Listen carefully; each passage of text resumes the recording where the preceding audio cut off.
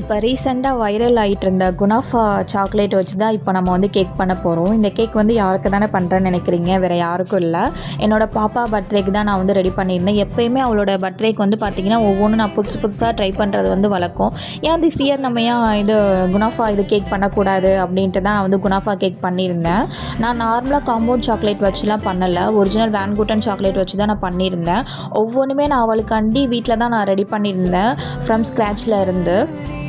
So டேஸ்ட்டுமே இது நல்லா இருந்துச்சு. அவங்க அந்த கேக் கட் பண்ணும்போது அவ்வளோ ஒரு ஹாப்பியாக இது கட் பண்ணா என் பாப்பா வந்து. ஸோ அவங்களுக்குமே டேஸ்ட் வந்து பிடிச்சிருந்துச்சு. ஸோ பேலன்ஸ் இருந்த இது குனாஃபா வச்சு நான் வந்து சாக்லேட்டுமே நான் ரெடி பண்ணி பார்த்துருந்தேன். ஸோ சாக்லேட்டுமே சூப்பராக இருந்துச்சு. 2 பேருமே ஸோ ஹாப்பி. வீட்லேயுமே எல்லாருமே நல்லாயிருக்கு அப்படின்னு சொல்லியிருந்தாங்க. உங்களுக்கும் இந்த மாதிரி கேக் வேணும்னா நம்ம வந்து சேலம் சரௌண்டிங்கில் வந்து நம்ம வந்து ஆர்டர் எடுத்துகிட்ருக்கோம்.